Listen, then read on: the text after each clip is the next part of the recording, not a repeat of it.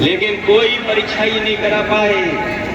जो भी परीक्षा कराई उस हर परीक्षा का पेपर लीक हो गया। नमस्कार, आप देख रहे हैं त्वरित आवाज और मैं विमलेश गुप्ता। पीलीभीत का नाम सुनते ही भाजपा नेताओं का चेहरा हो रहा पीला। सपा अध्यक्ष अखिलेश यादव ने पूरनपुर में भरी चुनावी हुंकार। 2014 में आए थे और 2024 में जाएंगे चले। पीलीभीत में संसदीय चुनाव की पहली जनसभा को किया संबोधित। इलेक्टोरल बॉन्ड सहित विभिन्न मुद्दों पर भाजपा को घेरा। समाजवादी पार्टी के राष्ट्रीय अध्यक्ष अखिलेश यादव शुक्रवार को पीलीभीत के नगर पूरनपुर पहुंचे, जहां उन्होंने पीलीभीत लोकसभा से सपा इंडिया गठबंधन प्रत्याशी भगवत शरण गंगवार के समर्थन में आयोजित जनसभा को संबोधित किया। इस दौरान उन्होंने भाजपा सरकार पर जमकर हमला बोला। उन्होंने कहा, पीलीभीत का नाम सुनते ही भाजपा नेताओं के चेहरे पीले पड़ रहे हैं। वहीं अखिलेश यादव ने पर जितिन प्रसाद पर ट्रांसफर पोस्टिंग में घोटाले का भी आरोप लगाया, जिसका पंडाल में मौजूद पब्लिक ने खूब समर्थन किया। इसी बीच अखिलेश यादव ने भाजपा पर तंज कसते हुए कहा कि 2014 में आए थे और 2024 में चले जाएंगे। उत्तर प्रदेश के लोग अगर स्वागत अच्छा करते हैं तो फिर जब विदाई करेंगे तो भी धूमधाम से करेंगे। चुनाव बाद मंत्री जी पता नहीं कहां चले जाएंगे। सपा प्रमुख ने ये भी कहा कि जब महंगाई रोकनी थी तब इन्होंने चंदा वसूलने का काम किया। ये दावा करेंगे भ्रष्टाचारी बचेंगे नहीं, लेकिन भ्रष्टाचार बढ़ाने का काम यदि कोई कर रहा है तो वो बीजेपी वाले कर रहे हैं। सभी जानते हैं कि चंदे में क्या दिया जाता है। चंदे में 1000 करोड़ रुपया दिया जाता है क्या? ये सरकार ऐसी है जिसने बड़े बड़े उद्योगपतियों को सीबीआई, ईडी, इनकम टैक्स से डराकर वसूलने का काम किया है। ऐसी वसूली पूरे देश ने नहीं देखी होगी। यह वही बीजेपी के लोग हैं जिन्होंने कहा था कि नोटबंदी के बाद कोई भ्रष्टाचार नहीं होगा, कोई काला धन नहीं कमा पाएगा। बताओ, ये इलेक्टोरल बॉन्ड वाले धन को सफेद करने का काम किया है कि नहीं? काला धन सफेद कर लिया है कि नहीं बीजेपी ने? इस सरकार ने जितना पैसा वसूला है उसकी वजह से ही देश में महंगाई है। अब इसके अलावा भी सपा सुप्रीमो अखिलेश यादव ने विभिन्न तरीके के भाजपा पर तंज कसे और वहीं इंडिया गठबंधन सपा संयुक्त प्रत्याशी भगवत शरण गंगवार को विजयी बनाने की भी अपील की। अब आप देखिए त्वरित आवाज की रिपोर्ट, और यदि आपने अभी तक चैनल को सब्सक्राइब नहीं किया है तो जरूर सब्सक्राइब कर लें और कमेंट बॉक्स में जरूर बताएं कि ये खबर आपको कैसी लगी। गलत फहमी है ये तुमको कि अच्छे दिन भी आएंगे। बड़ा चालाक दुश्मन है, सहारा दे के मारेगा। बड़ा चालाक दुश्मन है, सहारा दे के मारेगा। वक्त की बहुत कमी है, अपार जनसमूह है, सारी जाति धर्म के लोग आज इस चुनावी सभा में उपस्थित हैं और ऐसे वक्त में उपस्थित हैं कि जब हमें और आपको इस वक्त इस देश को, प्रदेश को यकजहती के साथ, आपसी सौहार्द और भाईचारे के साथ एक दूसरे के हाथ में हाथ मिलाकर, कड़ी से कड़ी जोड़कर भारतीय जनता पार्टी को उखाड़ फेंकने की है। हजरात, आप जानते हैं कि जब से भारतीय जनता पार्टी की हुकूमत आई है, इस देश और प्रदेश में जिस तरह के हालात हैं, समाज का कोई तबका हो और उसमें खास तौर पीडीए जो 85% है, वो उनकी जो हालत है, उनकी जो परेशानियां हैं, उनका जो दुख दर्द है, वो ये लोग बिल्कुल, लेकिन ये ढक्कन मलाई खा रहा है। हमें और आपको जागना है कि अब कलम की तरह तुम हमें इस्तेमाल नहीं कर सकते।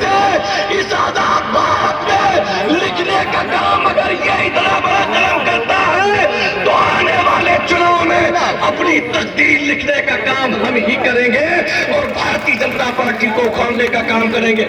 चलते चलते मैं बता दूं, इंडिया गठबंधन एनडीए के बीच में सीधा सीधा मुकाबला है।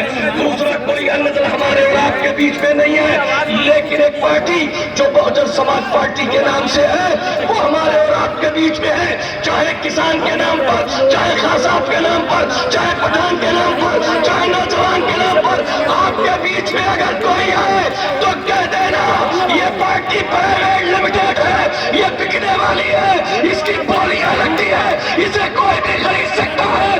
भाई साहब माफ कीजिए, ये आपका तना चुनाव नहीं है, ये हमारा सबका चुनाव है, हमारे भविष्य का चुनाव है, हमारे मुस्तकबिल का चुनाव है। आगे आगे तो हम देख लेंगे, लेकिन इस चुनाव में हमारा एक एक वोट समाजवादी पार्टी के लिए है, भगवत शरण गंगवार के लिए है।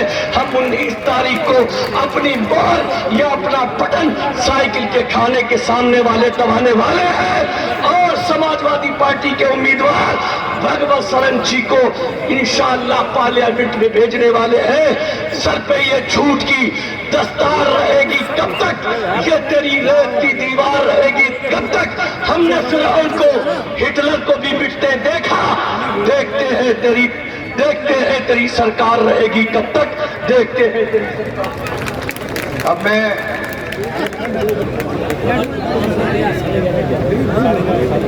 किसान आंदोलन के बहुत ही मजबूत साथी समाजवादी पार्टी के वरिष्ठ नेता स्टार प्रचारक तेजेंद्र सिंह बिट्स जी से गुजारिश करूंगा कि आए और अपने विचार रखें।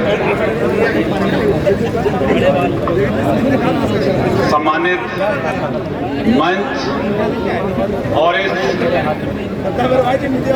मैदान के अंदर सम्मानित इस देश का अन्नदाता, माताएं, बहनें और बुजुर्ग साथियों, आज इस 2024 के चुनाव का ऐतिहासिक दिन है क्योंकि हमारे राष्ट्रीय अध्यक्ष अखिलेश यादव जी इस चुनावी सभा का आगाज पीलीभीत की धरती से शुरू करने जा रहे हैं और ये सौभाग्य है कि ये दिन पीलीभीत के पूरनपुर के लोगों को मिला है कि 2024 के परिवर्तन की बयार इस पीलीभीत लोकसभा के पूरनपुर से बहती हुई पूरे प्रदेश और देश में जाएगी और देश के अंदर उन फासिस्टवादी ताकतों को उखेड़ने का काम किया जाएगा। साथियों, आज हम उस 2024 के चुनाव के मुहाने पर खड़े हैं। मेरे किसान साथियों, याद करना 10 साल का इतिहास कि 10 साल के अंदर इस देश के किसानों के साथ इस देश की सरकारों ने क्या जुल्म किया,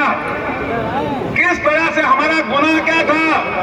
हमारा गुनाह इतना है कि हम एमएसपी, हमारा धान और गेहूं और गन्ने का जो न्यूनतम समर्थन मूल्य मिलना चाहिए और ये मांग को लेकर जब हम दिल्ली जाएं, हमारे ऊपर पानी की बौछारें मारी जाएं, वो भी बर्दाश्त की। हम पर आंसू गैस के गोले छोड़े गए, हमने वो भी बर्दाश्त किए। हमारी रास्ते के अंदर कीलें ठोक दी गई, हमने वो भी बर्दाश्त किया। लेकिन मेरे अन्नदाताओं, हद तब हो गई जब हमारी छातियों पर हमारी चुनी हुई सरकार के लोगों ने हमारी छातियों पर गोलियां मारने का काम किया और पंजाब के अंदर एक नौजवान शुभकरण को पुलिस की गोली से शहीद हो गया। इससे ज्यादा जुल्म हो नहीं सकता। 3 अक्टूबर को हमारा क्या गुनाह था? हमारे साथ खड़े हमारे 2 साथी गुरजीत सिंह और मंत्री मलवई, हम साथी, तमाम साथी थे। ये बहन हमारी कृष्णा अधिकारी वहां पर मौजूद थी। 3 तारीख को सिर्फ हम इतना मांग कर रहे थे कि 3 काले कानून वापस होने चाहिए और देश के किसानों को एमएसपी और उनका कर्जा माफ होना चाहिए। क्या जुल्म था हमारा? सिर्फ इतना गुनाह था हमारा। उस गुनाह की सजा हमें क्या मिली? उस गुनाह की सजा हमें यह मिली देश के किसानों को कि 18 साल का नवबरी 2 बहनों का अकेला भाई पुलिस उस मंत्री के बेटे की थार से कुचल दिया गया। 58 साल का नक्षत्र सिंह पुलिस से रिटायर हो गया, आर्मी से आए तो उनको कुचल दिया गया। रमन कश्यप जो अकेला एक पिछड़ी जाति का साथी था, वो पत्रकार था, जैसे ये पत्रकार है, उनको कुचल दिया गया। हमने वो भी बर्दाश्त किया, लेकिन इंतहा तब हो गई। तमाम लोग भारतीय जनता पार्टी की वकालत कर रहे हैं। हम कहना चाहते हैं कि अगर आप में जरा भी गैरत होती तो अगर जरा सी गैरत होती तो उस मंत्री की टिकट काट दी होती तो हम कहते कि आपने कम से कम उस मंत्री को यह सजा देने का काम किया कि उसकी टिकट काट दी। लेकिन आपने टिकट देकर हमारे जख्मों पर नमक छिड़कने का काम किया है। साथियों, ये जुल्म किया है। लेकिन हम कहना चाहते हैं साथियों, आप वही की मनाएंगे। सुनिए, हमारे राष्ट्रीय अध्यक्ष हमारे बीच में पहुंचने वाले हैं। जो भी साथी दूर दराज में अपने अपने स्थान पर बैठ जाएं और मैदान में पहुंच जाएं। राष्ट्रीय अध्यक्ष अखिलेश यादव जी कुछ ही मिनटों में आपके बीच में पहुंचने वाले हैं। लेकिन मेरे किसान साथी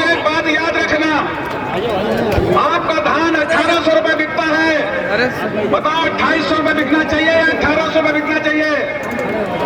2800 रुपए स्वामीनाथन की रिपोर्ट कहती है। और 2014 में प्रधानमंत्री ने मंचों से कहा था कि हमारी सरकार आ गई तो हम न्यूनतम समर्थन मूल्य एमएसपी की गारंटी का कानून बनाएंगे। लेकिन इस सरकार ने वो कानून नहीं बनाया, किसानों का कर्जा माफ नहीं किया।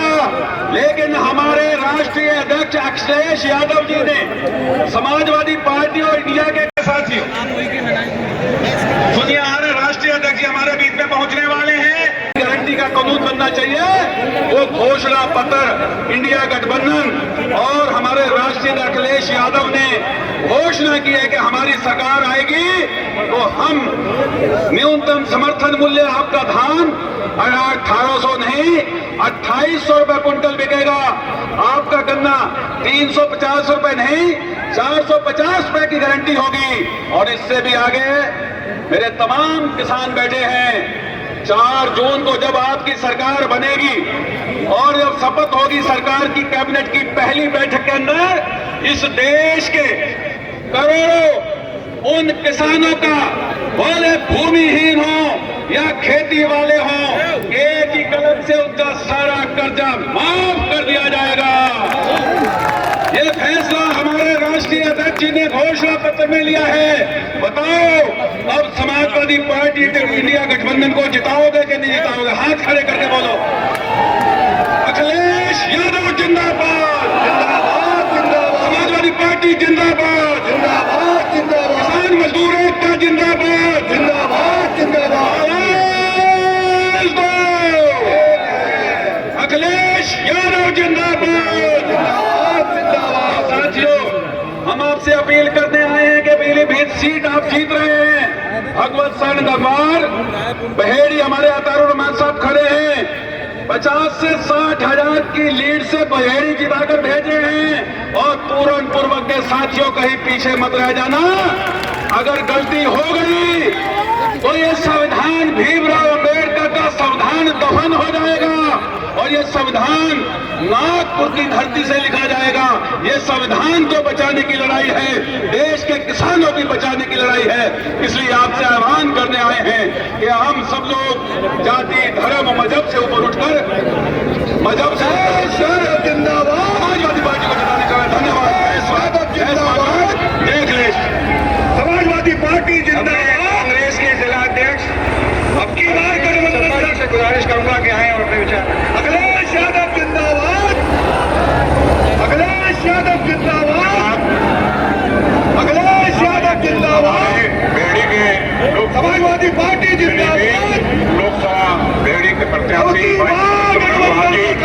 और मंचासीन सभी नेतागण मेरे सामने बैठे अपने नौजवान, अपने पत्रकार बंधुओं, आज इस लोकतंत्र के पर्व में पूरनपुर की धरती पर माननीय अखिलेश यादव जी की सभा में आप सभी लोग पधारे, आपका बहुत बहुत धन्यवाद। घोषणा की है कि हमारी सरकार आएगी तो हम न्यूनतम समर्थन मूल्य आपका धान 1800 नहीं 2800 रुपए कुंटल बिकेगा। आपका गन्ना 350 रुपए नहीं 450 रुपए की गारंटी होगी। और इससे भी आगे मेरे तमाम किसान बैठे हैं। 4 जून को जब आपकी सरकार बनेगी और जब शपथ होगी, अधिकार दिया है। मैं अपनी बात पूरी करूंगा। कुछ अपील अपने सिख भाइयों से करना चाहता हूं, क्योंकि जल्दी है इसलिए अपनी बात पूरी इसलिए जल्दी खत्म करूंगा। मेरे बहुत से सिख भाई यहां बैठे हैं और आपको याद होगा कि जब जब भाजपा सरकार आई है, चाहे वो 91 में हो चाहे 95 में हो, चाहे सिखों तीर्थ यात्री हमारे निकाल के उन्हें मारा गया हो तो भी भाजपा की सरकार थी, चाहे जेल में कैदियों मारा गया तो भी भाजपा की सरकार थी, चाहे 700 किसान हमारे शहीद हुए तो भी भाजपा की सरकार थी, चाहे स्वतंत्रता जो किसानों ने हमारे सिखों की सबसे ज्यादा उसमें कुर्बानियां हैं, उसी दिन नवनीत सिंह को गोली मार के मारा गया, वो तो भी भाजपा की सरकार थी। आज हमें यह तय करना है कि हमें उन लोगों के साथ जाना है जो हमारी टाटा तोड़ रहे हैं, जिन्होंने समाजवादी पार्टी की सरकार में जब अखिलेश यादव जी की सरकार थी तो कई सिख कैदी रिहा करवाने का काम किया गया, कि हमें तय करना है कि उनके साथ जाना है जो लोग आप पे लाठी चलाते हैं, गोली चलाते हैं, जेल में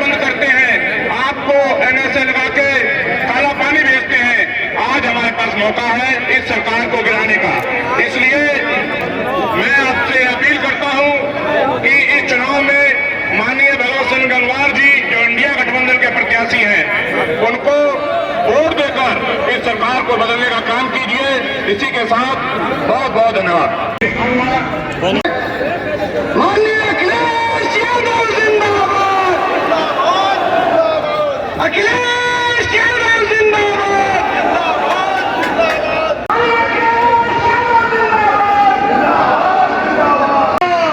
गठबंधन सरकार अब की बार, गठबंधन सरकार अब की बार, गठबंधन सरकार अब की बार, गठबंधन सरकार अब की बार, गठबंधन सरकार, समाजवादी पार्टी जिंदाबाद, जिंदाबाद, जिंदाबाद। भगवत रत्न अखिलेश यादव इस कार्यक्रम के अध्यक्ष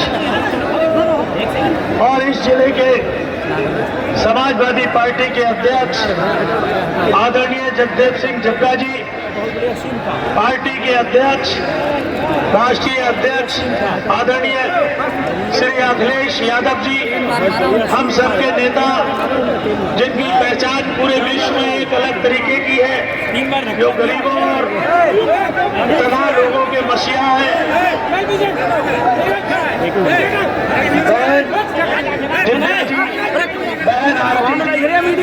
भाई कांग्रेस के अध्यक्ष श्री छब्बा जी, भाई शाहजहानपुर से बड़े लंबे समय एमएलसी रहे श्री जयेश प्रसाद जी, एमएलसी श्री यादव जी, जनाब अरशद खान साहब, नफीस अंसारी साहब, भूपिंदर पुर्वी जी और मंच पर समय बैठे भाई आनंद सिंह जी और मंच पर बैठे सभी पार्टी के सम्मानित नेतागण और बहुत बढ़िया संचालन कर रहे हमारे बरेली के एक बहेड़ी से विधायक जनाब अताउर रहमान साहब और सामने दूर तक दिखाई पड़ने वाले छोटे मंच के सभी हमारे नेतागण और दूर दूर तक दिखाई पड़ रही समाजवादी पार्टी के जुझारू साथियों, पत्रकार बंधुओं, साथियों, 19 तारीख को चुनाव है और इस लोकसभा का प्रत्याशी मुझे मेरी पार्टी ने मुझ में विश्वास व्यक्त करते हुए मुझे प्रत्याशी बनाया है और मैं आपके बीच में ये निवेदन करना चाहता हूं कि चुनाव चिन्ह साइकिल के बटन को दबाकर भगवत शरण गंगवार को विजयी बना देना। और मैं कहना चाहूंगा, अगर आप लोगों ने मुझे विजयी बनाया, पार्टी को विजयी बनाया, तो आप सारे के सारे लोग एमपी बनेंगे और भगवत आपकी हमेशा सेवा करने के लिए कंधे से कंधा मिलाकर आपके साथ रहेगा। साथियों, मैं बहुत सारी बातें तो नहीं, आदरणीय अध्यक्ष जी आ गए, राष्ट्रीय अध्यक्ष जी आ गए, मैं बहुत सारी बातें नहीं, लेकिन जो कुछ ज्वलंत समस्याएं हैं पूरनपुर की, उन पर मैं प्रकाश डालना चाहूंगा और ये भी कहना चाहूंगा कि जो आज की ये पार्टी है डबल इंजन की पार्टी है, सारे काम डबल तरीके से छोड़ो, चौथाई तरीके से भी तो कोई करने का काम नहीं करती है। जहां आज के गर्मियों के समय में जहां बाजरे को अपने जानवरों को किसान नहीं खिलाता है, तो बाजरा हम लोगों को खिलाने के लिए ये सरकार देती है। साथियों, पूरनपुर में एक डिग्री कॉलेज है, यहाँ पर उसके विधायक भी है और सरकार उनकी डबल इंजन की है, ना उसमें एग्रीकल्चर है और ना बीएससी के सब्जेक्ट्स है। तो मैं ये इस पर प्रकाश डालना चाहूंगा, आपकी जब सरकार बनेगी, आप जब हुकूमत करेंगे, तो ये सारे के सारे काम यहाँ होंगे। यहाँ पे माननीय राष्ट्रीय अध्यक्ष जी, एक समस्या बहुत बड़ी है और बार बार भारतीय जनता पार्टी ने आश्वासन दिया है, यहाँ भालुओं से और शेरों से लगभग 285 लोगों की जीवन खतरे में पड़ गया और जनहानियां हुई। हमने कल देखा था, परसों शाम को एक व्यक्ति को शेर उठा ले गया। हमने जब कल उनके घर गए तो इतना कोहराम मचा हुआ था कि आंसू निकल आए।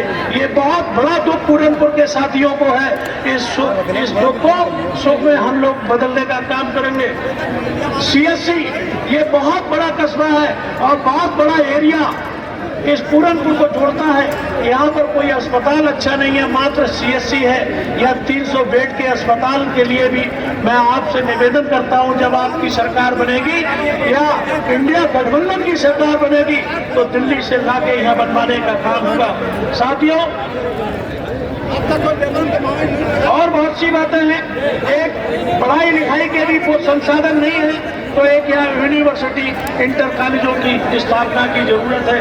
मैं एक बात आप लोगों से और कहना चाहूंगा साथियों, ये जो चुनाव है, ये चुनाव एक तरफ आपका किसान का बेटा है और एक तरफ गांवों में रहने वाले राजे महाराजे हैं। आप कैसे करके सामना मुकाबला नहीं, लेकिन मैंने देखा है कि पूरनपुर के लोग बड़े जाबाज लोग हैं और अपने जैसे साथियों का मान सम्मान और इज्जत देने का काम करते हैं। कुछ चंद दिनों में ही आप गुजारिश करूंगा, समाजवादी पार्टी इंडिया गठबंधन के प्रत्याशी बहुत ही जुझारू, मेहनती, कर्मठ, ईमानदार पूर्व मंत्री माननीय भगवत शरण गंगवार जी से कि आए और अपने विचार रखे। माननीय भगवत शरण गंगवार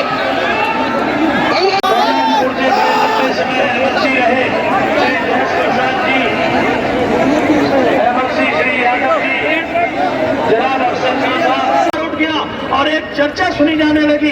मैं आप लोगों से पूछना भी चाहता हूं कि हम लोग जीतेंगे? आवाज नहीं आई। अरे हम लोग जीतेंगे साथियों। अगर आपने एक किसान के बेटे के रूप में अगर एक राजा महाराजा को हरा दिया जो महलों में रहता है, तो मैं आप लोगों के साथ हर समय आपके हर सुख दुख में कंधे से कंधा मिला के खड़ा होऊंगा और हर अच्छाई और बुराई के साथ जहां आपकी लड़ाई लड़नी होगी अगुवाई मैं करूंगा। केवल आपको सहयोग देने की जरूरत है। जितने भी काम है तो सारे काम होंगे और हम लोग जीतेंगे। तो नहीं, अगर सरकार उनकी मान लीजिए बन जाती है तो हम लोग आंदोलन पे आंदोलन करके हम और आप लड़ाई करके ये सब जीतना शुरू करेंगे। आप लोग बहुत बड़ी मात्रा में एकत्रित हुए। आप लोगों को दिल की गहराइयों से स्वागत करते हुए आप सब लोगों को बधाई देना चाहूंगा कि आपने हमारे राष्ट्रीय अध्यक्ष जी को, अपने राष्ट्रीय अध्यक्ष जी को सुनने आप लोग आए। बहुत बहुत बधाई, बहुत बहुत धन्यवाद। जय हिंद, जय भारत, जय समाजवाद। एक बार जरा आवाज पे आवाज डाल के अखिलेश यादव जिंदाबाद। बहुत बहुत धन्यवाद, बहुत बहुत धन्यवाद। अब इंतजार की घड़ियां खत्म हो गई हैं। हमारे बीच में हिंदुस्तान के शानदार लीडर, समाजवादी पार्टी के राष्ट्रीय अध्यक्ष, उत्तर प्रदेश के पूर्व मुख्यमंत्री, हम सब आप सबके नेता, हमारे चहेते गरीबों, मजलूमों, अल्पसंख्यकों, दलित, पिछड़ों के और सभी के शानदार लीडर, मैं उन्हें बुलाने से पहले इस विशाल जनसभा से मैं आग्रह करूंगा कि मैं नारा लगाऊंगा। आप मेरे साथ दोनों हाथ खड़े होकर नारा लगाएं। माननीय अखिलेश यादव जिंदाबाद, माननीय अखिलेश यादव जिंदाबाद, समाजवादी पार्टी जिंदाबाद, जिंदाबाद। अब मैं अपने नेता, हम सब के नेता को बुलाने से पहले पीलीभीत के जिला अध्यक्ष जगदेव सिंह जग्गा जी से गुजारिश करूंगा कि आए और आदरणीय राष्ट्रीय अध्यक्ष जी का स्वागत करें। धन्यवाद। आज पूरनपुर की सरजमी पर हम सबके नेता, युवाओं की धड़कन, किसानों के मसीहा, हमारे राष्ट्रीय अध्यक्ष माननीय अखिलेश यादव जी के जनपद पीलीभीत के पूरनपुर विधानसभा में तहे दिल से धन्यवाद आभार व्यक्त करते हैं। भाइयों, मंच पर आसीन सभी हमारे सम्मानित नेता, प्रत्याशी और दूर दराज से आए हुए हमारे साथीगण, जहां तक मेरी आवाज पहुंच रही है, माता और बहनों, ये समय भाजपा को भगाने का है और हिंदुस्तान को बचाने का है। जहां एक तरफ भारतीय जनता पार्टी के लोग, भारतीय जनता पार्टी देश को बेचना चाहती है और इनको हम लोग यहाँ से उखाड़ फेंकने का काम करेंगे। कि मैं बहुत ज़्यादा समय नहीं लूँगा, इतना ही कहूँगा कि हम सब एक है, एक साथ है, और यहाँ जितनी संख्या है इससे ज़्यादा संख्या बाहर है। और यहाँ के प्रशासन ने हमारे इस प्रोग्राम के लिए बहुत बाधाएं पहुंचाने का काम किया, क्योंकि जनपद पीलीभीत की सीट की आवाज यहाँ तक नहीं, दिल्ली से लेकर विदेशों तक जा रही है। और यही जो है आगाज है भारतीय जनता पार्टी को गिराने का। मैं यही अपनी वाणी को विराम देता हूँ। जय हिंद, जय समाजवाद, जय भारत। और मैं माननीय जी का तहे दिल से धन्यवाद और स्वागत करता हूँ। इंतजार की घड़ियां अब खत्म हुई और एक बार फिर से जोरदार नारे लगाकर ये बताओ कि पीलीभीत लोकसभा हम लोग यहाँ बहुत वोटों से जिता रहे हैं। माननीय अखिलेश यादव जिंदाबाद। अरे हम लोग जीतेंगे। साथियों, अगर आपने एक किसान के बेटे के रूप में अगर एक राजा महाराजा को हरा दिया जो महलों में रहता है, तो मैं आप लोगों के साथ हर समय आपके हर सुख दुख में कंधे से कंधा मिला के खड़ा होऊंगा और हर अच्छा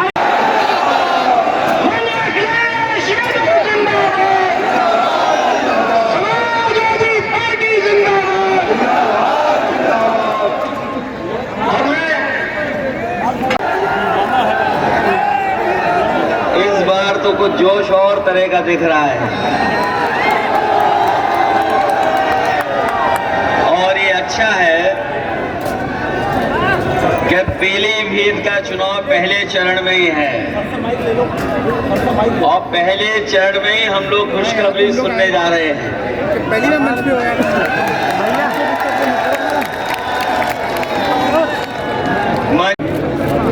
पार्टी के हमारे विधायक अताउर रहमान साहब, पार्टी के जिला अध्यक्ष जगदेव सिंह जग्गा जी, कांग्रेस पार्टी के हमारे जिला अध्यक्ष हरप्रीत पाल सिंह जी, समाजवादी पार्टी के रही यहाँ से प्रत्याशी श्रीमती आरती महेंद्र, दिव्या गंगवार जी, मंच पर उपस्थित नफीस अंसारी साहब, मंच पर उपस्थित पूर्व विधायक रोशनलाल वर्मा जी, पार्टी के हमारे पदाधिकारी इरफानुल हक साहब,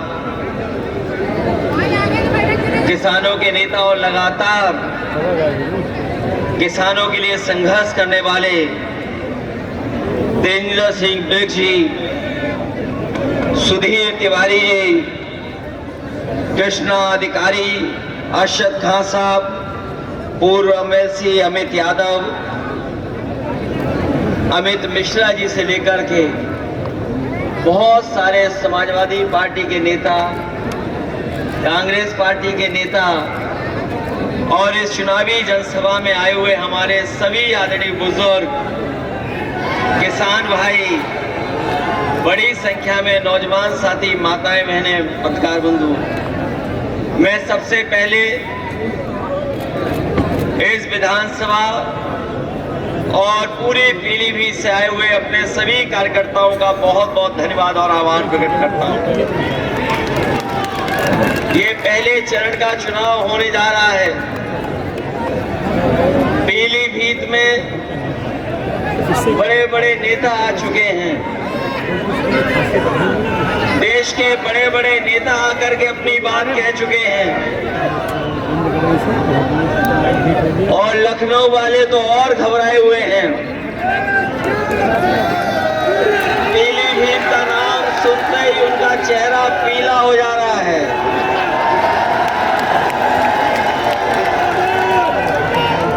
पीलीभीत का नाम सुनते ही भारतीय जनता पार्टी के तमाम नेताओं का चेहरा पीला हो जा रहा है और ये इसीलिए हो रहा है कि यहाँ की जनता ने इस बार मन बना लिया है और समाजवादी पार्टी को ऐतिहासिक वोटों से जिता करके भेजना चाहती है। हमारे यहाँ किसान भाई हैं, पीलीभीत का नाम सुनते ही भारतीय जनता पार्टी के तमाम नेताओं का चेहरा पीला हो जा रहा है, और ये इसीलिए हो रहा है, हमारे यहाँ किसान भाई हैं, ये जानते होंगे कि किसान भाइयों का आंदोलन पूरे देश में चला है। कोई ऐसा किसान नेता नहीं, आंदोलन पूरे देश में चला है। कोई ऐसा किसान नेता नहीं जो किसान आंदोलन से न जुड़ गया हो, और जो लोग दिल्ली या बाहर जाकर के आंदोलन नहीं कर पाए, उनका भी समर्थन किसान आंदोलन में रहा। यहाँ के लोगों ने किसान आंदोलन को और मजबूत बनाने के लिए जो कुछ कर सकते थे, और अपने सिख भाई इस आंदोलन को सफल बनाने के लिए जो भी अपना तन मन धन लगा सकते थे, उन्होंने लगा करके इस आंदोलन को बढ़ाने का काम किया था। बीजेपी के लोगों ने 3 काले कानून लाए थे। वो काले कानून इसीलिए वापस हो गए थे कि वो किसानों की ताकत से घबरा गए थे। जो लोग किसानों की बात कर रहे थे, आप में से बहुत लोग जानते होंगे, जो किसानों के पक्ष में कह रहे थे, उन्हें पीछे कर दिया। नौजवानों की बात जो उठा रहे थे, उन्हें पीछे कर दिया। किसान की आवाज में अपनी आवाज तो जोड़ करके आंदोलन को मजबूत कर रहे थे, उन्हें पीछे कर दिया। और जो किसानों पे धार चला रहे थे, बताओ उन्हें सम्मान दिया सरकार ने कि नहीं दिया? बगल में ही आपने देखा है कि किसान आंदोलन को लेकर के यही तेजेंद्र बिर्द निकले थे, वहां पर ज्यादा भर गया है ना, उस आंदोलन को दबाने का काम किया था। मोबाइल फुल हो गया। कोई कल्पना नहीं कर सकता था कि धार से किसानों के आंदोलन को रोका जाएगा। वाईफाई ऑन करो। कई लोगों की जान चली गई, और ऊपर वाले की कृपा रही, भगवान की कृपा रही कि तेजिंदर बेग हमारे जिंदा हमारे साथ हैं, अभी भी किसानों की लड़ाई लड़ रहे हैं। जो किसान आंदोलन को दबा रहे थे, उन्हें सम्मान दिया जा रहा, सम्मान दिया सरकार के नहीं। बगल में ही आपने देखा है कि किसान आंदोलन को लेकर के यही तेजिंदर बेग थे, उन्हें तो सुनने में आया मंच पे भी जगह नहीं मिल रही है। कोई नया आया है प्रत्याशी जो कह रहा है कि हमें अगर पहले पता होता कि हमें चुनाव लड़ना है तो हम मुंबई बना देते पीलीभीत को।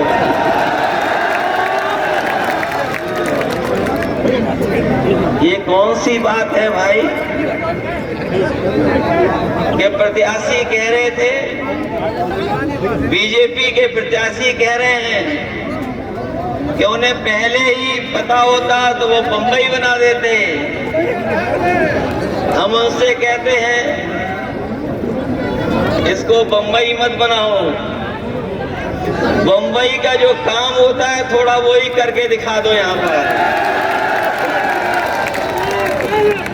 वैसे तो हमारी बंबई शहर अर्थव्यवस्था की राजधानी है, अर्थव्यवस्था के लिए जाना जाता है, राजधानी अर्थव्यवस्था की, लेकिन वहाँ नाच गाना भी होता है, लोग उसके लिए भी मुंबई जाते हैं। ये बीजेपी के प्रत्याशी कौन सा पीलीभीत बनाना चाहते हैं, इनके बारे में पता नहीं है आपको। ये कई दल घुमाए हैं, इनका मामला सेटिंग हो जाता है तो दूसरे दल में भी चले जाते। बनने को तो कुछ और थे, बनाया तो कुछ और जाना था इन्हें, लेकिन इन्हें सड़क मंत्री बना दिया गया है।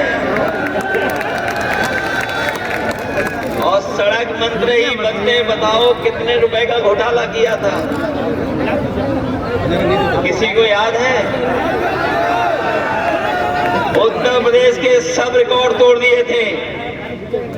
ट्रांसफर पोस्टिंग को लेकर के उत्तर प्रदेश के सब रिकॉर्ड टूट गए। तब इनके अधिकारी यूएससी को हटाना पड़ा था। क्या पीलीभीत की सब सड़कें गड्ढा मुक्त हो गई हैं क्या? ये मंत्री जी बताएं, 40,000 करोड़ से ज्यादा, 40,000 करोड़ से ज्यादा पैसा गड्ढा मुक्ति में ये बीजेपी खर्च कर चुकी है। कहीं गड्ढे भर गए क्या? और जो काम समाजवादियों ने कभी किया था पुल सड़क को लेकर के, उनको भी ये सरकार पूरा नहीं कर पाई है। और अपनी जो योजनाएं चलाई गई हैं उनको भी पूरा नहीं कर पाई है सरकार। और चुनाव बाद पता नहीं कहां चले जाएंगे ये।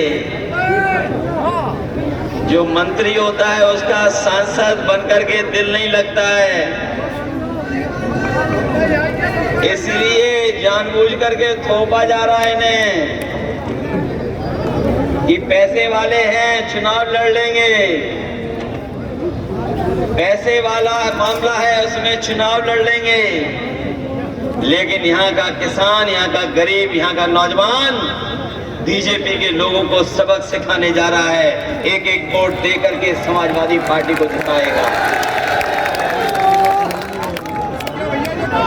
जब से ये दिल्ली वाले आए हैं महंगाई तो बढ़ाई है, और महंगाई इतनी बढ़ाई है जिसकी आप कल्पना नहीं कर सकते। महंगाई बढ़ती चली जा रही है, चाहे वो डीजल हो, पेट्रोल हो, जरूरत के सामान हो, और सबको महंगा कर दिया सरकार ने। 2014 से लेकर के 2024 का हिसाब लगाए महंगाई का, बताओ महंगाई कितना गुना बढ़ गई है। अगर हिसाब किताब लगाओगे तो महंगाई कई गुना कई चीजों की बढ़ी है। ये सरकार महंगाई नहीं रोक रही, और जब महंगाई रोकनी थी तो इन्होंने चंदा वसूलने का काम किया। आप में से पढ़ा होगा लोगों ने कि ये दावा करने के भ्रष्टाचारी बचेंगे नहीं, लेकिन भ्रष्टाचार बढ़ाने का काम कोई कर रहा है तो वो भारतीय जनता पार्टी के लोग कर रहे हैं। और ये नया तरीका निकाला है दिल्ली वालों ने। तब इनके अधिकारी यूएससी को हटाना पड़ा था। क्या पीलीभीत की सब सड़कें गड्ढा मुक्त हो गई हैं क्या? ये मंत्री जी बताएं, 40,000 करोड़ से ज्यादा, 40,000 करोड़ से ज्यादा पैसा गड्ढा मुक्ति में बीजेपी खर्च कर चुकी है। जब से ये दिल्ली वाले आए हैं महंगाई तो बढ़ाई है, और महंगाई इतनी बढ़ाई है जिसकी आप कल्पना नहीं कर सकते। कितना गुना बढ़ गई है।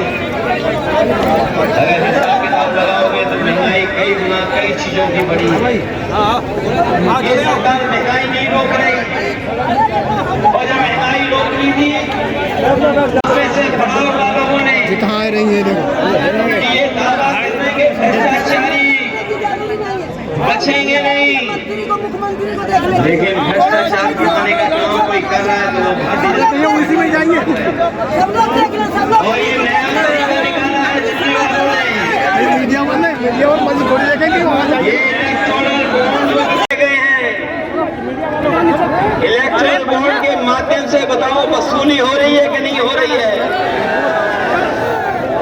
और ऐसी वसूली तो दुनिया में नहीं होगी जिस कंपनी का कोई कारोबार नहीं, भैया हिलियो ना, खड़े आए। जिस कंपनी का मुनाफा कुछ भी नहीं, उस कंपनी से सरकार ने वसूला है पैसा। हम और आप लोग जानते हैं चंदे में क्या दिया जाता है, थोड़ा बहुत दिया जाता है। क्या चंदे में 1000 करोड़ रुपए दिए जाते हैं? क्या चंदे में 500 करोड़ रुपए दिए जाते हैं? क्या चंदे में 300 करोड़ रुपए दिए जाते हैं? ये सरकार ऐसी है जिसने इलेक्टोरल बॉन्ड के नाम पर बड़े बड़े उद्योगपतियों को सीबीआई, ईडी, इनकम टैक्स से डरा करके इन्होंने वसूलने का काम किया है। और ऐसी वसूली पूरे देश ने नहीं देखी होगी जैसी सरकार में हुई है। ये वही बीजेपी के लोग हैं। याद कीजिए, इन्होंने कहा था कि नोटबंदी के बाद कोई भ्रष्टाचार नहीं होगा, कोई काला धन नहीं कमा पाएगा। बताओ, ये इलेक्टोरल बॉन्ड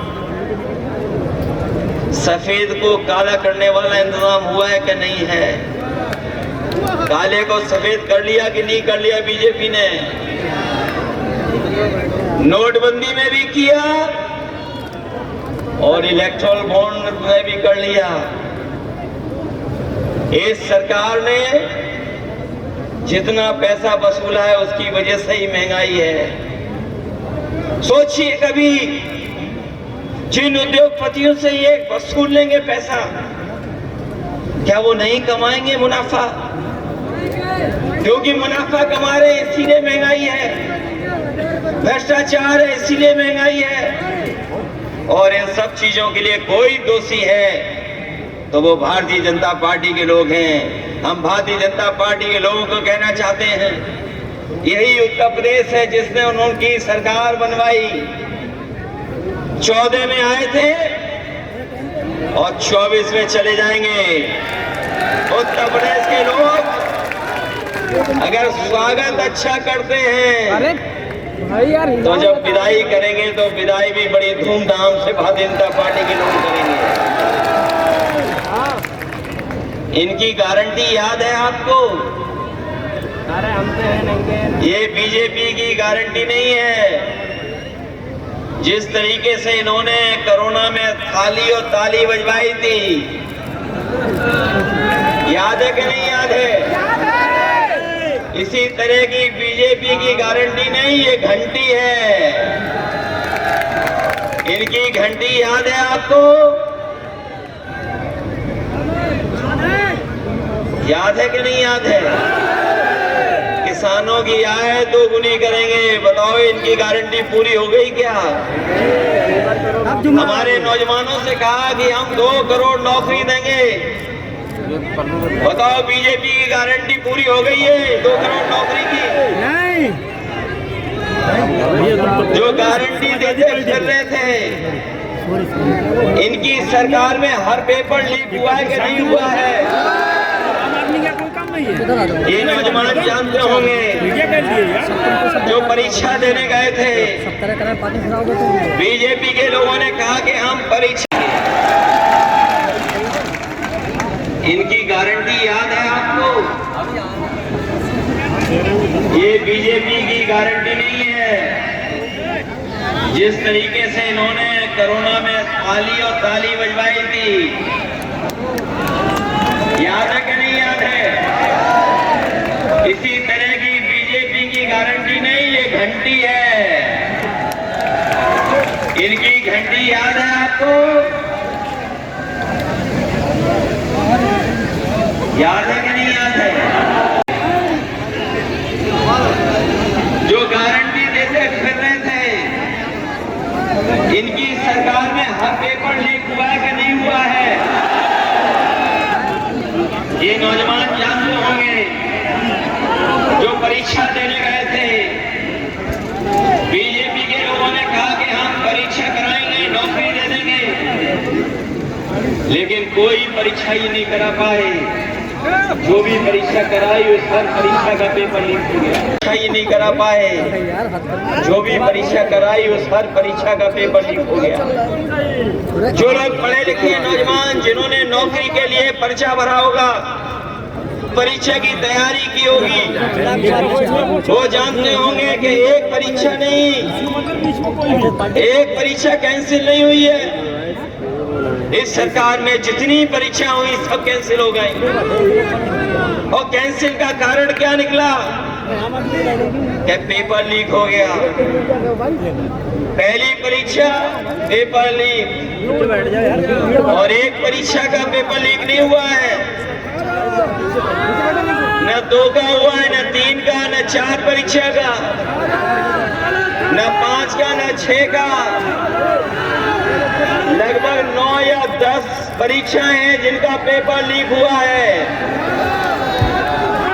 बताओ ये उत्तर प्रदेश वाले मुख्यमंत्री कैसे हैं जिनका हर पेपर लीक हो जाता है। ये दूसरों की गीले होने की बात तो कर रहे हैं, लेकिन अपना पेपर लीक हो रहा उसके बारे में नहीं बोल रहे हैं। बताओ 9 परीक्षाओं के पेपर लीक हुए कि नहीं लीक हुए? और नौजवान इस हद तक निराश हुआ है। हमने एक नौजवान का सुसाइड नोट पढ़ा, वो नौजवान निराश हो गया, हताश हो गया। मेहनत कर करके उसने अच्छी डिग्री हासिल की, पढ़ाई पूरी की, लगातार उसने परीक्षाएं दी नौकरी को लेकर के, लेकिन जब उसे नौकरी नहीं मिली तो वो नौजवान ब्रजेश पाल, अरे अंकल जी, उसने अपने सुसाइड नोट में लिखा कि ऐसी डिग्री का मैं क्या करूंगा जो डिग्री मुझे नौकरी नहीं दिला सकती। उसने डिग्रियां चलाई, अपने माँ बाप और बहन से माफी मांग करके आत्महत्या कर ली। बताओ वो आत्महत्या करने वाले नौजवान क्या अब वापिस आ सकता है कभी? वो इसलिए हताश और निराश हुआ कि सरकार नौकरी दे पाई। केवल एक नौजवान की कहानी नहीं है, एक बेटी जिसको ये पता लगा कि परीक्षा कैंसिल हो गई, जैसे ही उसे जानकारी मिली कि पेपर की परीक्षा जो दे करके आई थी वो परीक्षा कैंसिल हो गई, उसने अपने घर परिवार के लोगों को कुछ नहीं बताया और जान दे दी। तो ऐसा उत्तर प्रदेश बन गया है जहां पर छात्र नौजवान निराश होकर के आत्महत्या कर रहा है, और ये सरकार वाले कह रहे हैं कि हमारा देश विश्व गुरु बनने जा रहा है। अगर विश्व गुरु बनेगा हमारा देश तो क्या 80 और 90% हमारे नौजवान बेरोजगार होंगे क्या? 80 से 90% नौजवान आज बेरोजगार हो गया है, और जो नौकरियां भी मिल रही हैं वो पूरी नौकरियां नहीं हैं। कभी कॉन्ट्रैक्ट पर, कभी ठेके पर, कभी आउटसोर्स से नौकरी मिल रही है। हम अपने नौजवानों से कहना चाहते हैं, समाजवादियों को जिताइए। ये आउटसोर्स और कॉन्ट्रैक्ट पे नौकरी नहीं मिलेंगी, आपको पक्की नौकरी देने का काम समाजवादी लोग और इंडिया गठबंधन के लोग करेंगे। हम अपने उन नौजवानों को भी कहना चाहते हैं जो लोग फौज की भर्ती में जाते हैं, हम अपने परिवार के लोगों से और खासकर नौजवान से कहना चाहते हैं, ये अग्निवीर व्यवस्था कभी हम स्वीकार नहीं कर सकते, क्योंकि नौजवान हमारा वर्दी पहन करके सीमा की रक्षा करना चाहता है, और वर्दी पहन करके उसको सम्मान महसूस होता है, वो देश की रक्षा करना चाहता है। ये 4 साल की नौकरी से न हमारे नौजवान का सम्मान बन रहा है, और न इस सीमा को कोई मजबूत फौज मिल रही है। अग्निवीर जैसी व्यवस्था समाप्त होगी, इसको कभी समाजवादी लोग स्वीकार नहीं कर सकते। इंडिया गठबंधन की सरकार बनेगी और अग्निवीर हमेशा हमेशा के लिए समाप्त हो जाएगी। मैं जानता हूं कि ये हमारे उत्तर प्रदेश की पुलिस जो खाकी वर्दी पहनती है, ये भी कभी कभी हम लोगों को डराती है, ये हमारे कार्यकर्ताओं को डराने लगती है। ये इसलिए डरा रहे हैं क्योंकि अभी इनकी पक्की नौकरी है, ये बीजेपी वाले आ गए तो अभी तो 4 साल की फौज की नौकरी की है, इन खाकी वालों की 3 साल नौकरी होगी। 3 साल से ज्यादा नौकरी नहीं कर पाओगे। बताओ ये किसके साथ खड़े होंगे जब इन्हें पता लगेगा कि इनकी तो नौकरी केवल 3 साल की है। फौज की नौकरी कितने साल की, और अगर इनकी नौकरी इन्होंने बीजेपी वालों ने कर दी 3 साल की, तो ये क्या करेंगे जाके घर पर। इधर हमें पता है खेतों को बचाने के लिए बहुत जानवर घूम रहे हैं, सड़कों पर जानवर, गांव में खेती में जानवर, और पीलीभीत में तो जंगली जानवरों से किसान परेशान है। हमारे देश के और प्रदेश के बड़े बीजेपी के नेताओं को सब पता रहता है, लेकिन उन्हें ये नहीं पता है कि पीलीभीत में लगभग 300 किसानों की जान जा चुकी है, गरीबों की जान जा चुकी है। बताओ जान गई है कि नहीं गई है जानवरों से। जंगल से जानवर आ रहे हैं, कभी खेत का नुकसान कर रहे हैं, कभी हमारे आम लोगों का नुकसान कर रहे हैं, जान ले रहे हैं। और एक बात तो ऐसा वीडियो वायरल हुआ था, हमने देखा था कि दीवार पर टाइगर घूम रहा था और पीलीभीत के लोग उसे रोक रहे थे। ये बीजेपी वालों को नहीं पता है क्या बीजेपी की गारंटी में था, ये नहीं था। मुझे याद है 2022 के चुनाव में देश के प्रधानमंत्री कह के गए थे कि बीजेपी की सरकार बना दो, हमने ऐसा इंतजाम किया है, ऐसा अच्छा ठोस योजना बनाई है कि 15 दिन के अंदर जानवर की समस्या का समाधान कर देंगे। बताओ सरकार बने कितने दिन हो गए हैं, अब तो 7 साल हो गए उत्तर प्रदेश की सरकार के, दिल्ली वालों के 10 साल हो गए। बताओ 17 साल का हिसाब किताब लोगे कि नहीं लोगे आप लोग। ये नौजवान हमारा फार्मूला याद रखें, ये बीजेपी वाले इसलिए घबराए हुए हैं क्योंकि इन्होंने जो परीक्षा लिखाई और परीक्षा के जो पेपर लीक हुए हैं उससे 70 लाख नौजवान घर वापस चला गया निराश होकर के। और अगर 70 लाख गया है निराश होकर के और केवल हम उसके माँ बाप को जोड़ दें तो बताओ इनके परिवार से 3 सदस्य नाराज हो गए कि नहीं हो गए। अगर 70 लाख लोग निराश होकर गए, नौजवान जिन्हें नौकरी का भरोसा दिलाया था, और इन्हीं 70 लाख को अब अगर हम 3 सदस्यों से गुणा कर दें तो 1 करोड़ 80 लाख हुए लोग के नहीं हुए। और 1 करोड़ 80 लाख का अगर हम भाग दे दें 80 लोकसभाओं से तो बताओ 2,25,000 वोट इनका हर लोकसभा में कम हुआ है कि नहीं कम हुआ है। बताओ पीलीभीत में तो ज्यादा वोट कम हो गया है, औरों लोकसभाओं में तो 3-3 लाख वोट कम हुआ है बीजेपी का, लेकिन पीलीभीत में तो ज्यादा वोट कम हो गया बीजेपी का। अभी तक तो हमें यही पता लग रहा है लखनऊ में कि इस बार पीलीभीत में साइकिल चल रही है, इंडिया गठबंधन जीत रहा है।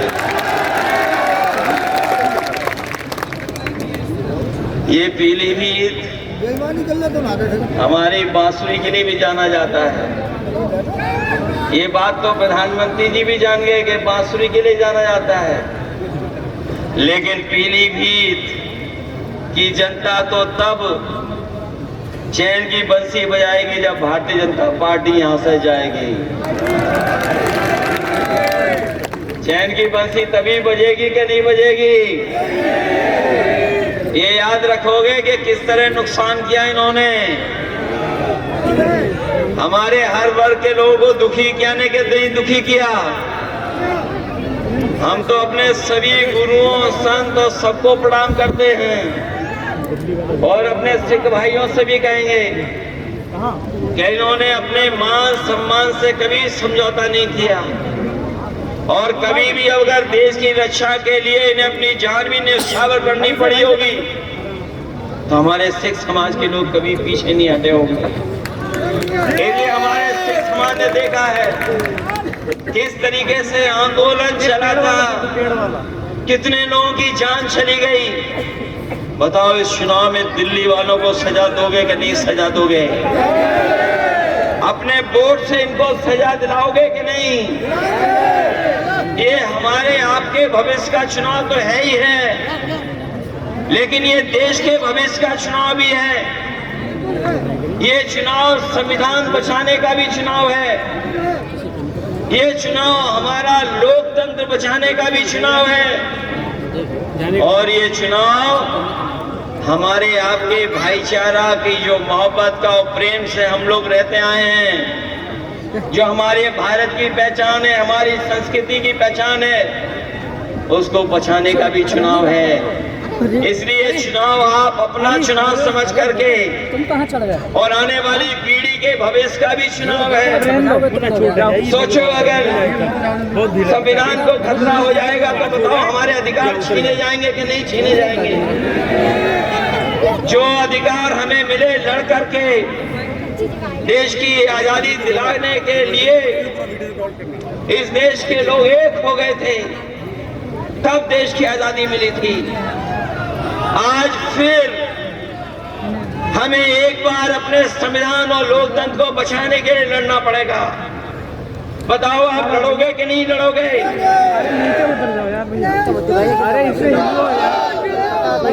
लड़ाई कोई छोटी लड़ाई नहीं है। बताओ हमारे किसान भाइयों, एमएसपी के लिए लगभग 1000 किसानों की जान गई कि नहीं गई? बताओ। दिल्ली में जब 3 काले कानून हटने थे, एमएसपी को कानूनी अधिकार मिल जाए, 1000 किसानों ने की लगभग जान गई कि नहीं गई? तो बताओ, हम समाजवादी लोगों ने और इंडिया गठबंधन ने कहा है कि सरकार बनेगी तो एमएसपी के लिए कानून बना करके अपने किसानों को एमएसपी फसलों की दिलाने का काम करेंगे। न केवल एमएसपी का कानूनी अधिकार देंगे, बल्कि हम अपने किसान भाइयों को कह के जा रहे हैं, गरीब भाइयों को, ये जो दिल्ली वाले लोग हैं, इन्होंने बड़े बड़े उद्योगपतियों के, बड़े बड़े कारोबारियों के 15 लाख करोड़ बैंकों का पैसा माफ किया है। अभी तक 10 साल में इन्होंने लगभग 15 लाख करोड़ उद्योगपतियों का कर्ज माफ किया है। और ऐसा भी देखने को मिला है कि जिन व्यापारियों ने कर्ज लिया, जो कर्ज नहीं दे पाए, उनको माफ कर दिया इन्होंने और दोबारा बैंक से उन्हें कर्ज दिलवा दिया। ये आपने आंकड़े निकलवा लेना। और बहुत सारे वो भी हैं जो कर्ज में डूबे थे, कर्ज उनका माफ करके बीजेपी ने बचाया और बाद में उन्हीं उद्योगपतियों से इलेक्ट्रल बॉन्ड ले लिए। बताओ, इलेक्ट्रल बॉन्ड लेने वालों का कर्ज माफ हुआ कि नहीं हुआ? आपको तो पता होगा, देश में सबसे ज्यादा वसूलने का काम अगर किसी पॉलिटिकल पार्टी ने किया तो बीजेपी ने किया कि नहीं किया? इसलिए अपने किसान भाइयों को हम कह के जा रहे हैं, इंडिया गठबंधन बनेगी सरकार, किसानों का पूरा कर्ज माफ होगा। जब उद्योगपतियों का 15 लाख करोड़ माफ हो सके।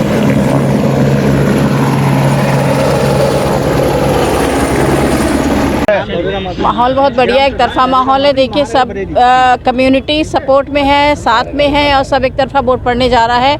मैं ये नहीं कहूँगी कि हम वोट डाल देंगे, लेकिन लोग खुद जागरूक हैं और वो देख चुके हैं। 10 साल से बेवकूफ़ बन रहे हैं, अब उन्हें 11वां साल है, अब उनके हाथ में फिर तीसरी बार अगर सत्ता दे दी तो शायद जो वोट का अधिकार हम लोगों को है शायद वो भी ख़त्म हो जाए। युवा बेरोज़गार, मैं नहीं कहती, आप रिकॉर्ड उठा के देख लीजिए कितना युवा बेरोज़गार पड़ा हुआ है। तो यही सब बच्चों की समस्याएँ हैं और युवा जहाँ जाता है वहीं सारी जनरेशन चली जाती है। अच्छा, मतदाता 5 किलो गल्ला के लिए चिल्ला रहा है। वो मतदाता सब नहीं है, आपने गलत, हम भी मतदाता है, हम तो नहीं लेते गल्ला। यहाँ पे जितने लोग हैं शायद कोई नहीं लेता होगा। और गल्ला अब से नहीं बट रहा, गल्ला पहले से बट रहा है। कांग्रेस की जब सत्ता थी, देश को खड़ा करने में कांग्रेस की सबसे पहले शुरुआत हुई थी। तो कांग्रेस का रिकॉर्ड उठा के देख लीजिए, जो कुछ हमें दिया है कांग्रेस सरकार ने दिया आज हमें। अगर हम कांग्रेस की चीज़ों को आज हम ये कह दें उन्होंने देश, अगर वो बेचने के लिए कुछ देकर नहीं जाते तो आज ये बेचते क्या? हमारे पास अगर गोल्ड नहीं है तो हम बेचेंगे क्या? हमारे पूर्वजों ने हमें अरेंज करके दिया है ना। तो कांग्रेस ने इतना सब कुछ दिया। हमेशा राशन कार्ड शुरू से, वो तब तो कोई सीमाएं भी नहीं थी कि पीला कार्ड, गुलाबी कार्ड, ये कार्ड। आज तो बहुत सारी सीमाएं बांध दी गई हैं। तो सब समझदार हो चुके हैं। महिलाओं के, हम तो घर घर जा रहे हैं। हमारे मलखान सिंह वर्मा हैं, ये 3 बार के जिला पंचायत सदस्य हैं, इनके साथ हम लोध किसान गांव में खूब जा रहे हैं। महिलाओं का जो वो है ना सिलेंडर अंदर रखा हुआ है, जहां उनका पैसा रखते हैं छुपा करके। क्यों, ऐसा क्यों है? ऐसा इसलिए भरवा नहीं सकते। अभी जब लॉलीपॉप दे दिया आपने 100 रुपये कम करके, जब हमारी सरकार थी यूपी में 400 रुपये का सिलेंडर आता था। हमारी बच्चियों के लिए साइकिल वितरित की जाती थी, हमारे बच्चों के लिए लैपटॉप वितरण किया था। तो और केंद्र की सरकार कांग्रेस कितना करती थी, सबके सामने, हमें कुछ बताने की जरूरत नहीं है। आज सब समझदार हो चुके हैं और यही बात है कि सब एक तरफा वोट जा रहा है। हमने कहा हमारी बातों पे मत आइए, आप रिकॉर्ड उठा के देखिए। तो इंडिया गठबंधन क्या सत्ता में आएगा? नहीं, सत्ता में हम सरकार बनाने में अपनी अहम भूमिका निभाएंगे। आपको पता है कि वोट कितना परसेंटेज चाहिए होता है, तो उस हिसाब से हमारी सीटें ज़्यादा हैं, हम अपना सत्ता में भागीदारी निभाएंगे। अच्छा, भाजपा नारा दे रही है अब की बार 400 पार। 400 पार नहीं, ऐसा तो नहीं संसद से पार हो जाएं, ऐसा भी हो सकता है ना। क्योंकि जो हम, और ये एक बात ये भी आपने जो कहा 400 पार, उन्हें कैसे पता 400 पार?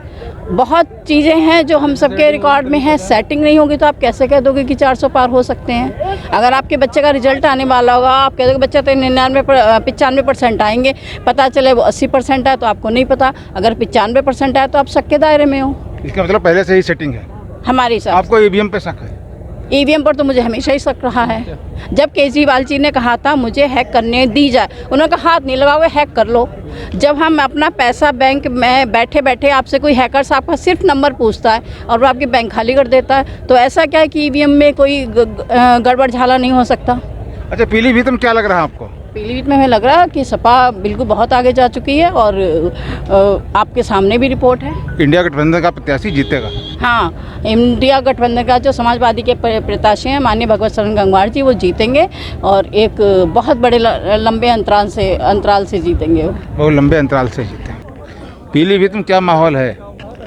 पीलीभीत में माहौल, जो आज की जनसभा बता रही थी कि माहौल क्या है।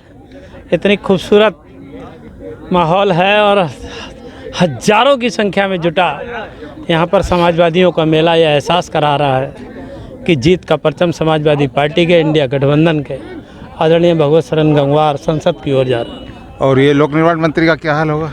देखिए, लोक निर्माण मंत्री बहुत धनवान तो हो सकते हैं, धनबल बहुत है उनके पास, लेकिन जनबल जो है वो भगवत शरण गंगवार जी के साथ है और ये एहसास करा रहा है। और वो लोग खूब देख भी रहे हैं, पूरे उत्तर प्रदेश की कैबिनेट से लेके अनेक मिनिस्टर, प्राइम मिनिस्टर, सीएम, सारे लोग पीलीभीत में दिखाई दे रहे हैं। इसका मतलब उनको लग रहा है, एहसास हो रहा है कि उनकी बुनियाद कमज़ोर है।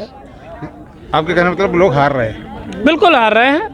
और समाजवादी पार्टी के प्रत्याशी हर तरीके सामाजिक समीकरण से लेकर बहुत मजबूत हैं और उनका व्यवहार, उनकी लोकप्रियता, जो पूर्व के मंत्री रहे हैं वो अपने शासनकाल में उनकी ईमानदारी की और उनकी निष्ठा जो पब्लिक के प्रति है वो बेमिसाल है। वो जनता के लीडर है। नहीं, जितिन प्रसाद भी ईमानदार मंत्री बताए जा रहे हैं। हाँ, वो ये आप लोग खूब अच्छी तरीके से जानते हैं और सारा सोशल मीडिया पे है, आप सर्च कर लेंगे, पता लग जाएगा कि कौन ईमानदार है या कौन नहीं है। लेकिन मैं ये कहना चाहता हूँ, क्योंकि मैं जस्टिस नहीं हूँ, मैं इस लोकतंत्र का एक नागरिक हूँ, बतौर नागरिक ये कहना चाहता हूँ, इस समय जो सामाजिक समीकरण और पॉलिटिकल जो समीकरण है, जो जनता का रुझान है, वो भगवत शरण गंगवार की तरफ, कांग्रेस समाजवादी पार्टी के जो गठबंधन के प्रत्याशी हैं उनकी तरफ है। जो छोटे लोग हैं, जो कमज़ोर वर्ग हैं, जो किसान वर्ग है, जो वंचित वर्ग है, जो रिक्शे वाला है, जो तांगे वाला है, जो किसान है, वो भगवत शरण गंगवार जी के साथ खड़ा दिखाई दे रहा है। इसके मतलब भाजपा का नारा कि अब की बार 400 पार ये सफल नहीं हुआ। अब की बार बहुमत पार किसका? पीडीए का, राहुल गांधी का, अखिलेश का। अब की बार बहुमत पार। और ये पीलीभीत का क्या माहौल? ये तो जो 400 बता रहे हैं, ये कहूँ 40 पे ना आ जाए, वो देख लेना आप। कैसे 40 के 40 में उत्तर प्रदेश में आप देख लेना, इनकी 80 सीटें हैं, मुश्किल से 40 मिलेंगी, बगैर सब खत्म। बीजेपी की 40 जी तब भी केंद्र में तो सरकार बनाई नहीं बनेगी, कहीं नहीं बनेगी। समाजवादी बनाई, समाजवादी समाजवादी पार्टी की सरकार बनेगी, पीडीए की सरकार बनेगी, और राहुल गांधी को प्रधानमंत्री बनना है 100%। तो आप लोग राहुल गांधी को प्रधानमंत्री पर बनने पर सहमत? स्वीकार, बिल्कुल। ऐसा बंदा है, अभी तक कोई भी इतनी ठंड में भी इतनी शर्ट पहन के कन्याकुमारी से लेकर